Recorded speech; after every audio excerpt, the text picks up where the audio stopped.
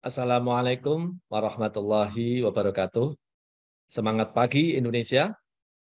Hai anak-anak sahabat Erlangga, selamat datang di Erlangga Classroom. Erlangga Classroom adalah tayangan persembahan penerbit Erlangga yang akan membantu sahabat Erlangga belajar bersama selama masa pembelajaran jarak jauh. Di masa pandemi ini, ingat ya untuk selalu menjaga protokol kesehatan, seperti mencuci tangan, memakai masker, serta menjaga jarak. Semoga anak-anak sahabat Erlangga sehat-sehat semua ya. Hari ini bersama saya, Bapak Miftahudin, kita akan belajar tentang materi statistika. Materi ini adalah untuk anak-anak sahabat Erlangga jenjang SMP kelas 8. Selama acara berlangsung, anak-anak sahabat Erlangga bisa bertanya di kolom komentar ya. Sudah semangat belajar kan? Yuk kita simak bersama. Anak-anak sahabat Erlangga mungkin sudah ada yang belajar tentang materi ini ya. Tetapi barangkali mungkin ada yang belum ya. Yang sudah belajar tentang materi statistika ini, harapannya nanti setelah melihat tayangan ini akan semakin paham. Dan bagi anak-anak sahabat Erlangga yang belum mempelajari materi ini, mudah-mudahan bisa memahami dan nanti bisa mengerjakan soal tentang statistika. Anak-anak sahabat Erlangga, sebelum dilanjutkan ke materi, seperti biasa Pak Miftah menyampaikan tips pencegahan COVID-19. Yang pertama, menggunakan masker bagi yang sakit atau tidak, inisiatif selalu jaga jarak, fokus selalu minta perlindungan kepada Tuhan Yang Maha Esa, tetap di rumah saja kecuali ada kepentingan yang mendesak, ayo sering cuci tangan dengan sabun dan air mengalir, hindari kerumunan atau keramaian untuk meningkatkan imun agar istirahat cukup dan olahraga teratur, dianjurkan untuk mengkonsumsi buah dan sayur, mengikuti arahan dan himbauan pemerintah, dan yang terakhir, ini yang paling penting, anak-anak sahabat Erlangga, mari kita nikmati hidup dengan gembira, dengan bahagia. Karena kegembiraan, kebahagiaan akan menambah imun kita, sehingga terhindar dari COVID-19. Sehingga mencegah COVID-19 dengan Miftahudin. Baik, anak-anak sahabat Erlangga, kompetensi dasar yang akan kita pelajari, yang pertama adalah menganalisis data berdasarkan distribusi data, nilai rata-rata, median, modus, dan sebaran data untuk mengambil kesimpulan, membuat keputusan, dan membuat prediksi. Sedangkan KD yang kedua adalah menyajikan dan menyelesaikan masalah yang berkaitan dengan distribusi data, nilai rata-rata, median, modus, dan sebaran data untuk mengambil kesimpulan, membuat keputusan, dan membuat prediksi. Adapun pengalaman belajar yang harapannya diperoleh setelah anak-anak sahabat Erlangga belajar materi statistika, yang pertama mengurutkan data tunggal menggunakan diagram batang daun. Yang kedua, menyajikan data dengan tabel distribusi frekuensi data tunggal dan data kelompok. Yang ketiga, menghitung min atau rata-rata hitung, modus, nilai yang sering muncul, median atau nilai tengah, serta menjelaskan makna min, modus, dan median data tunggal. Dan yang terakhir, menghitung jangkauan suatu data, kuartil, dan jangkauan interkuartil data tunggal, serta menjelaskan makna jangkauan suatu data, kuartil, dan jangkauan interkuartil data tunggal. Berikut adalah penggunaan materi statistika di dalam kehidupan sehari-hari. Sebuah perusahaan melakukan survei dengan menyebarkan angket kepada konsumen tentang produk yang dihasilkannya. Angket berisi poin-poin atas pertanyaan tentang kualitas produk. Berdasarkan angket, kita dapat mengetahui kualitas sebuah produk berdasarkan poin-poin yang paling banyak dipilih oleh para responden. Data atau nilai yang sering muncul pada angket tersebut dalam statistika disebut modus. Selain itu, data atau nilai dapat juga dibagi menjadi dua bagian yang sama besar. Dalam hal ini, data angket dibagi menjadi respon positif dan respon negatif.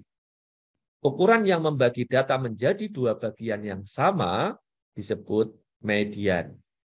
Modus dan median adalah ukuran pemusatan data pada statistika yang akan kita pelajari dalam bab ini.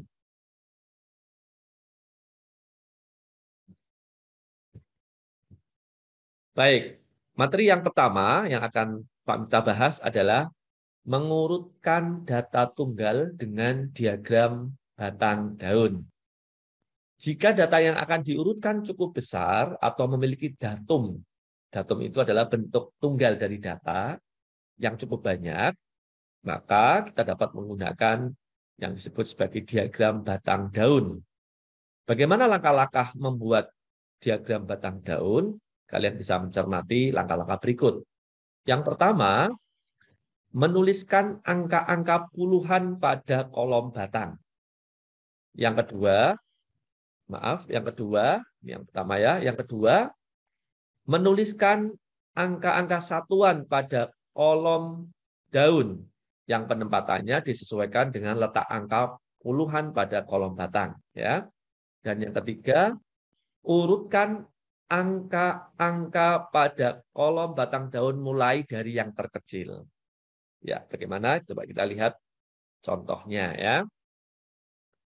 Buatlah diagram batang daun dari data berikut.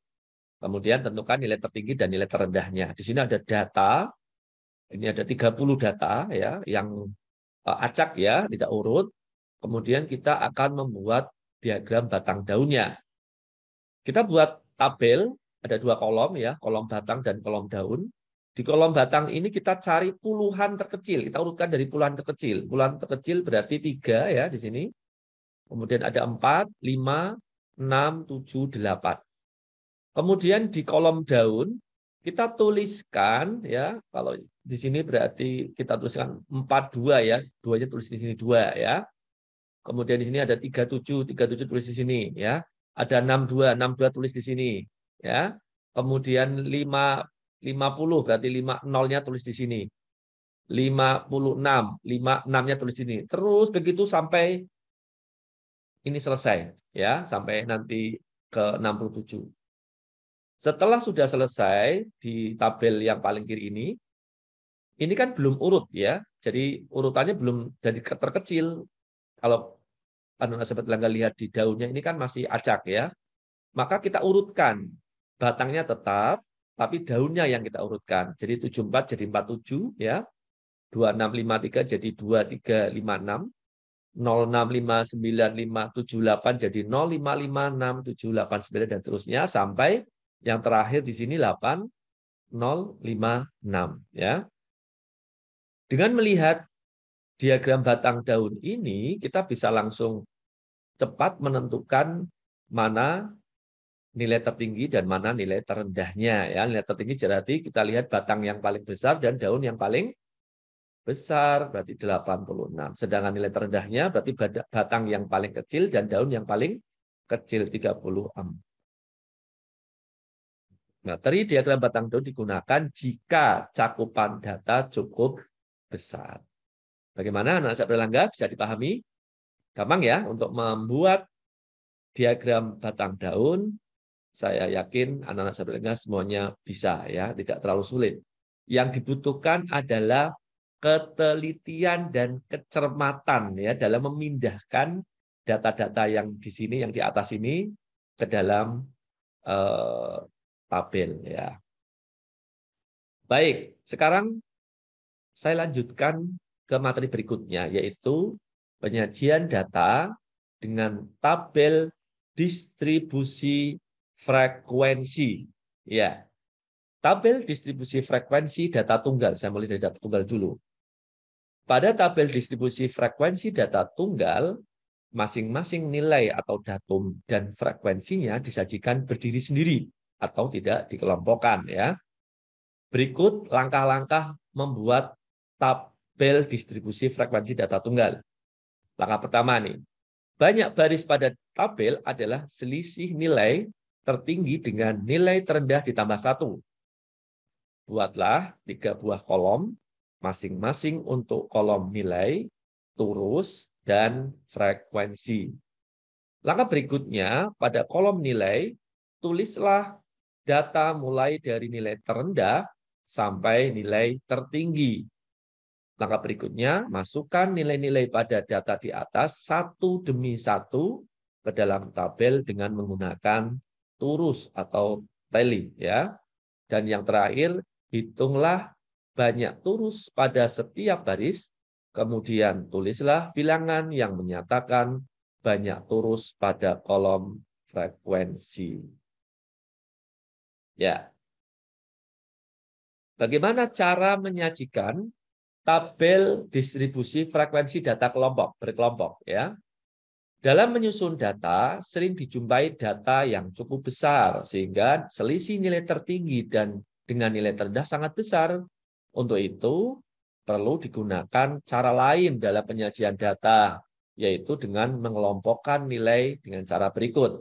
Yang pertama, tiap baris terdiri dari beberapa nilai yang disebut interval. Ya. Interval dipilih berupa bilangan ganjil, misalnya 3, 5, 7, dan seterusnya, agar nilai tengahnya berupa bilangan bulat. Ya. Langkah berikutnya, banyak baris yang selanjutnya disebut kelas, jangan terlalu sedikit, dan juga jangan terlalu banyak. Biasanya akan baik jika dipilih banyak kelas dari 5 sampai 15. Ya. Dan yang terakhir, kelas disusun berurutan dari nilai terkecil sampai nilai terbesar atau sebaliknya. Ya, anak-anak sahabat Erlangga bisa nih menguji pemahaman dengan mengerjakan soal latihan 1 pada halaman 160 sampai 161 ada di buku matematika karangan M. Kholik Adinawan ya, ada versi cetak dan versi elektroniknya ya. Silakan yang punya bisa ditandai ya halaman 160 sampai 161. Baik, Pak Miftah akan lanjutkan ke materi berikutnya, yaitu ukuran pemusatan. Ya. Dalam suatu penelitian terdapat 3 nilai atau ukuran statistik, di mana ukuran-ukuran tersebut dapat dijadikan sebagai dasar untuk melakukan analisis data berikutnya. Min, modus, dan median dikenal sebagai ukuran pemusatan data atau disebut ukuran tendensi sentral, di mana ketiga nilai ukuran statistik tersebut digunakan untuk mewakili seperangkat data karena kecenderungan dari nilai-nilai tersebut akan memusat pada bagian tengah dari suatu perangkat data. Untuk rata-rata hitung atau min data tunggal, ini kalian bisa mengerjakan nih kegiatan siswa halaman 162 untuk menentukan rata-rata hitung min data tunggal. Ya, ayo siapa yang penasaran silakan buka bukunya halaman 162, di sini ada kegiatan siswa ya. Kalau belum sempat silakan ditulis dulu ya, ditandai dulu. Halaman 162 ini ada kegiatan siswa yang akan mengarahkan anak-anak ya, mengarahkan anak-anak Sobat Erlangga untuk bisa menentukan bagaimana rata-rata hitung atau min data tunggal ya. Pak Miftah di sini akan juga memberikan ini ya contoh ya. Kalau rata-rata hitung atau min sendiri kita rumuskan, dituliskan rumusnya sebagai berikut ya. X1 ditambah X2 ditambah X3 sampai Xn gitu ya, per N dengan N-nya tidak sama dengan 0. Atau bisa dituliskan juga bahwa rata-rata hitung atau min sama dengan jumlah semua nilai atau ukuran dibagi dengan banyak nilai atau ukuran, ya. Kemudian min juga bisa dirumuskan jumlah dari frekuensi kali nilai dibagi jumlah frekuensi. Ini biasanya di data kelompok, ya. Perhatikan contoh berikut. Tinggi yang dicapai seorang atlet loncat tinggi dalam 6 kali loncatan berturut-turut adalah 2,05 meter, 2,1010 meter, 1,95 meter, 1,85 meter, 2,20 meter, dan 2,15 meter. Pertanyaannya, hitunglah rata-rata tinggi loncatan yang dicapai atlet tersebut, ya. Kita lihat pembahasannya. Banyak loncatan 6 kali. Ini artinya apa? N-nya 6, ya. N sama dengan 6. Kemudian data pertama saya tuliskan X1 gitu ya. 2,05, X2-nya 2,10, X3-nya 1,95, X4-nya 1,85, X5-nya 2,20, dan X6-nya 2,15. Saya hitung tinggi-tinggi rata loncatan atau minnya berarti jumlah semua nilai atau ukuran saya jumlahkan dibagi dengan banyak nilainya atau banyak ukurannya. Sehingga saya jumlahkan dari 2,05 ditambah sampai 2,15 ini dibagi dengan 6. Hasilnya adalah 12,30 per 6. Sehingga ketemunya rata-rata tinggi rata-rata loncatan adalah 2,05 meter. Bagaimana anak saya bertelangga? Bisa ditangkap ya? Iya, gampang kan? Tidak susah ya. Jadi sangat mudah menentukan rata-rata atau min ya dari data.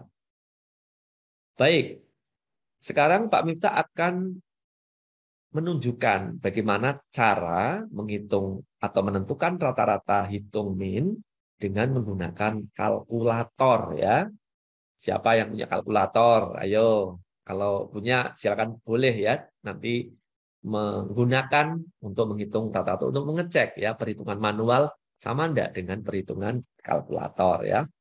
Kalkulator yang digunakan adalah Casio Scientific ya, kalkulator FX 991S atau kalkulator lain yang sejenis, silakan. Yang sejenis dengan ini bisa digunakan. Untuk menentukan rata-rata hitung atau min dari data 5, 5, 9, 8, 6, 7, 6, 5, 7, lakukan langkah-langkah berikut. Yang pertama, atur penyetelan untuk fungsi kalkulator dalam mode start ya, dengan kalian menekan mode 3 ya, ini statistik ya. Start itu singkatan dari statistik.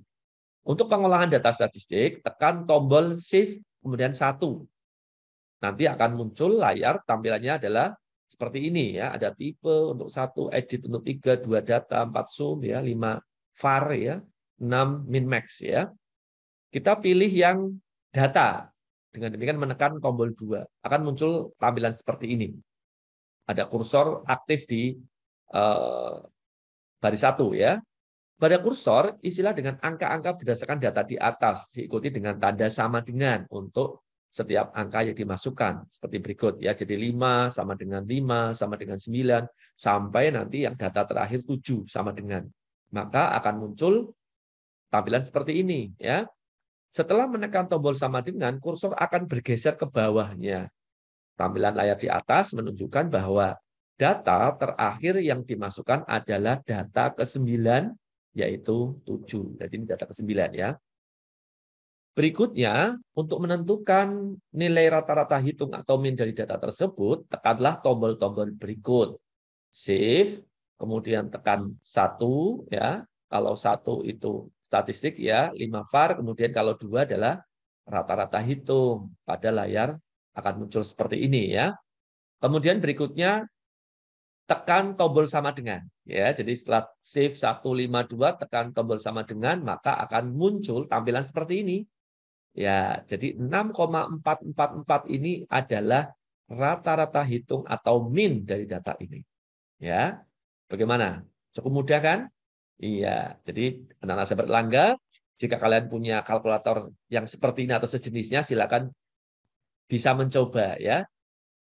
Silakan datanya bisa diganti ya dengan bilangan-bilangan yang lain sehingga kalian bisa menentukan rata-ratanya dengan mudah. Ya. Kemudian berikutnya Pak Miftah akan menjelaskan tentang rata-rata hitung min data berkelompok. Ya. Untuk menentukan rata-rata hitung min pada data berkelompok, diperlukan sebuah nilai yang mewakili sebuah kelas. Secara umum dipilih nilai tengah kelas atau Pak Miftah singkat dengan M ya, untuk mewakili nilai-nilai pada sebuah kelas. Bagaimana langkah-langkahnya? Yang pertama, menentukan nilai tengah M untuk setiap kelas. Yang kedua, menentukan hasil kali frekuensi dan nilai tengah. Yang ketiga, menentukan nilai rata-rata hitung min dengan menggunakan rumus ya, jumlah F kali M dibagi jumlah frekuensi. Ya, kita lihat contoh berikut. Tentukan rata-rata hitung atau min pada tabel distribusi frekuensi berikut. Di sini ada nilai rentang atau rentang 65 sampai 69 ada 5 frekuensinya, 70 sampai 74 ada 6 dan seterusnya ini 85 sampai 89-nya ada 3 ya. Langkah pertama kita tulis ulang ya nilai dan frekuensi, kemudian kita buat kolom nilai tengah atau M. Bagaimana cara menentukan nilai tengah? Kita bisa menuliskan seperti ini ya. Jadi kita ambil satu kelas, namanya kelas ya.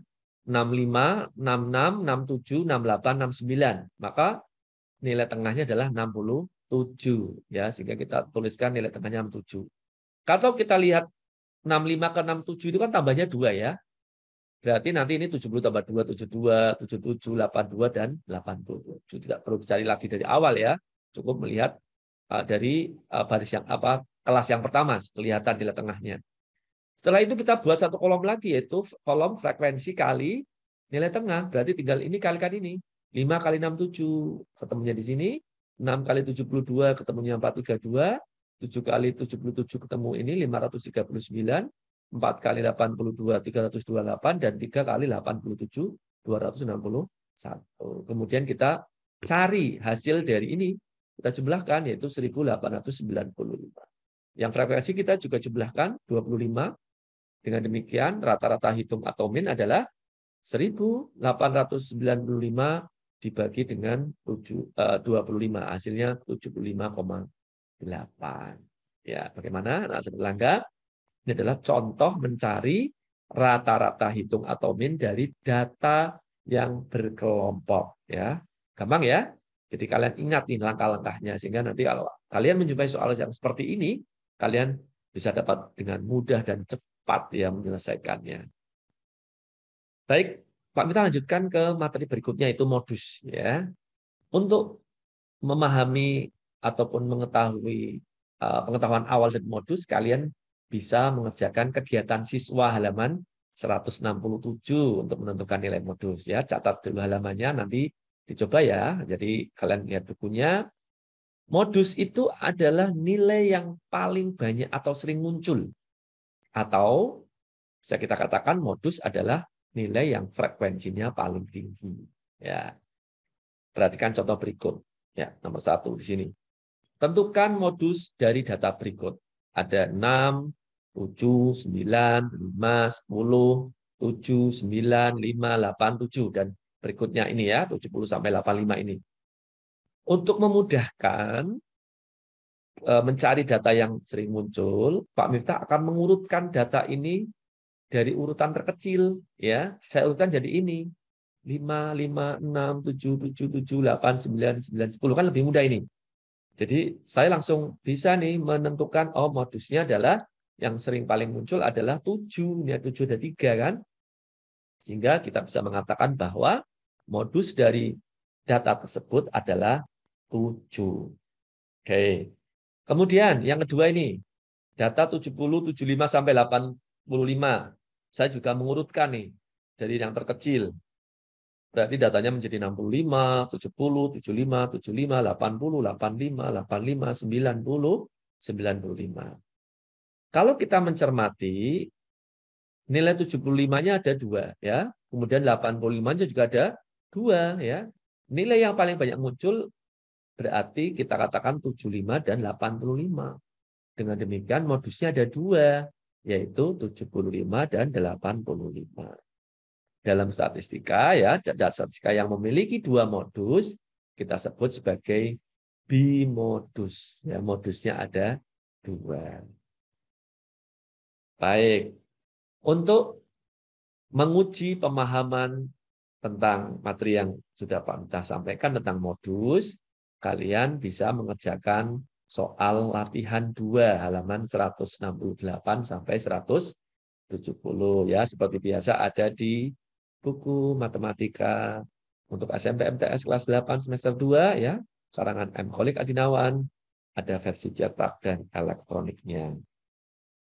Baik, Pak Mita lanjutkan ke materi berikutnya, yaitu median data tunggal. Ya. Median adalah nilai data yang terletak tepat di tengah-tengah jika banyak datum ganjil. Sedangkan median adalah nilai rata-rata dari 2 data tengah jika banyak datum genap. Dengan catatan nanti datanya itu kita urutkan dulu ya, jangan lupa diurutkan, jangan langsung dicari tengahnya. Contohnya, tentukan median dari data berikut. Kalau anak-anak sahabat Anda mencermati data ini, apakah data ini sudah urut? 5, 6, 6, 7, 7, 8, 9, 9, 10. Ya, ini sudah urut ya, ini sudah urut kecil ke besar. Berarti kita bisa langsung menentukan nilai mediannya, karena kebetulan ini datanya ganjil ya. 4 nilai sebelah kiri, ya, ini ada 4 nilai sebelah kanan, pas tengah-tengahnya ini adalah disebut sebagai median. Sehingga kita bisa langsung menentukan median dari data tersebut adalah 7. Ya. Tetapi kalau kita lihat yang data kedua ini, anak-anak sahabat Erlangga, apakah datanya ini sudah urut? Iya, belum urut ya, ini ada yang kecil, ada yang besar di tengah ini, ada kecil lagi gitu kan. Berarti data harus kita urutkan dulu dari kecil ke besar ya. 6, 6, 7, 7, 7, 7, 8, 8, 8, 9, 9, 10 ya.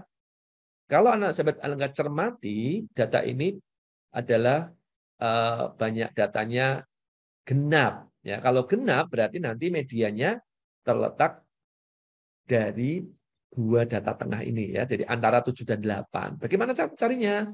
Berarti 7 ditambah 8 dibagi 2. Sehingga medianya adalah 7,5. Gampang ya? Jadi harus bisa mencari median, baik itu data genap, ganjil maupun data genap. Ya.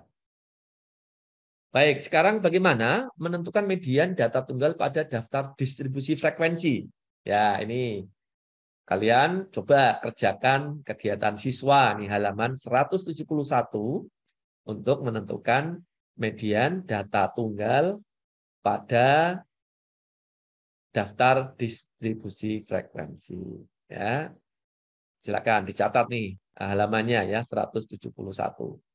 Jika data telah disajikan dalam daftar distribusi frekuensi, maka median dari seperangkat data tersebut dapat ditentukan dengan langkah-langkah sebagai berikut. Ini langkah-langkahnya.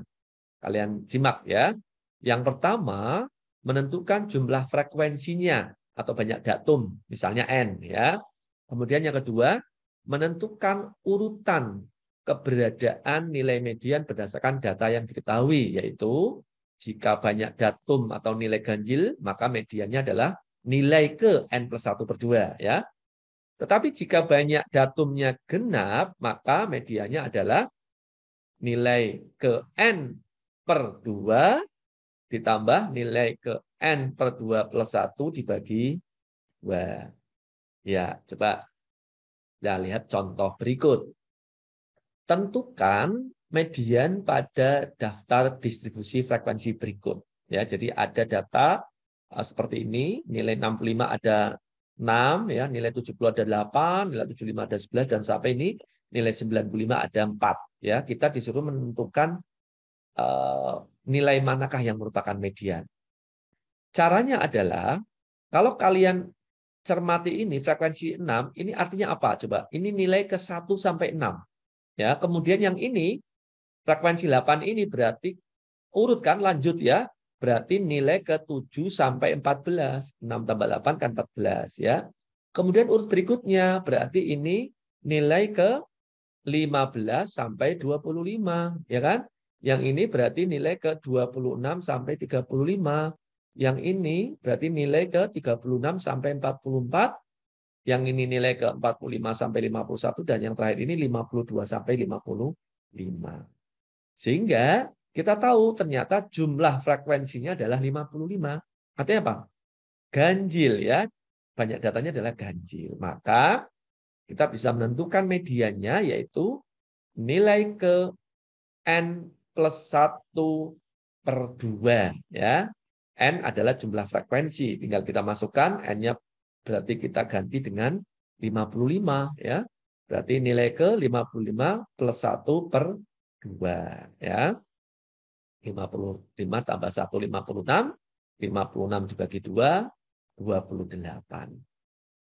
Medianya bukan 28, tapi nilai ke 28. Ya. Kalau kita lihat pada nilai ke 28 itu ada di sini. Ya. Ada di antara 26 sampai 35. Berarti siapa nilainya? Iya, 80. Ya. Jadi kita bisa langsung menentukan median pada daftar distribusi frekuensi tersebut adalah 80. Iya, bagaimana anak-anak sahabat Erlangga? Bisa dipahami kan ya? Jadi ketika kalian menentukan median dari data tabel, tidak usah bingung ya. Kalian tinggal menentukan dulu ini ganjil atau genap ya. Kemudian kita tentukan nilai keberapakah median itu. Setelah itu baru kita tentukan mediannya. Ya. Anak-anak sahabat Erlangga, untuk menguji pemahaman kalian ya tentang median tadi, kalian bisa mengerjakan soal latihan 3 pada halaman 173 sampai 174 ya. Ada di buku cetak dan juga buku elektronik ya. Kemudian nanti untuk materi berikutnya ini adalah ukuran penyebaran ya, jangkauan suatu data. Jangkauan data adalah selisih nilai tertinggi dengan nilai terendah dari suatu data ya. Jangkauan sering disebut dengan rentang atau range ya. Misalkan ini ya, tentukan jangkauan dari data ini. Ya, gampang sekali, kalian tinggal cari data tertinggi atau terbesarnya ini 12 ya. Kemudian data terkecilnya adalah 4, maka jangkauannya tinggal selisih dari data terbesar dikurangi data terkecil ya, hasilnya 8. Kemudian ini kuartil. Apa itu kuartil? Jika data yang telah diurutkan kita bagi menjadi 4 bagian yang sama, maka akan terdapat 3 nilai yang disebut kuartil ya. Kuartil pertama atau kuartil bawah lambangnya Q1, kuartil kedua atau kuartil tengah median lambangnya Q2, dan kuartil ketiga atau kuartil atas dilambangkan dengan Q3 ya. Kalau dibuat diagram garis seperti ini ya. Sehingga langkah-langkahnya ada sebagai berikut. Urutkan data menurut garis lurus ya. Kemudian yang kedua tentukan kuartil tengah Q2 atau mediannya. Kemudian yang ketiga tentukan kuartil bawah Q1 yang terletak di tengah-tengah antara nilai terendah dan Q2 ya. Dan yang terakhir tentukan kuartil atas Q3 yang terletak di tengah-tengah ini ya antara Q2 dan nilai tertinggi. Ya. Kalau jangkauan interkuartil bagaimana? Tinggal kurangkan kuartil atas dengan kuartil bawah ya. Untuk bisa memahamkan konsep ini kalian bisa mengerjakan kegiatan siswa halaman 177 untuk menentukan jangkauan interkuartil. Anak-anak sahabat Erlangga, untuk menguji pemahaman kalian bisa mengerjakan soal latihan 4 halaman 177 sampai 178. Dan untuk bisa memahami konsep yang sudah Pak Miftah sampaikan tadi tentang statistika, anak sahabat Erlangga bisa mengerjakan soal uji kompetensi bab 10 halaman 180 sampai dengan 182. Ya, itu dia materi statistika untuk jenjang SMP. Semoga anak-anak sahabat Erlangga sudah paham semua ya. Jangan lupa untuk like dan subscribe channel ini. Nantikan Erlangga Classroom selanjutnya. Acara ini akan hadir setiap hari Rabu di jam yang sama. Jangan lupa beritahukan teman-temanmu untuk ikut menyaksikan acara ini. Tetap jaga kesehatan ya, anak sahabat Erlangga. Sampai jumpa. Salam semangat dan sehat selalu. Wassalamualaikum warahmatullahi wabarakatuh.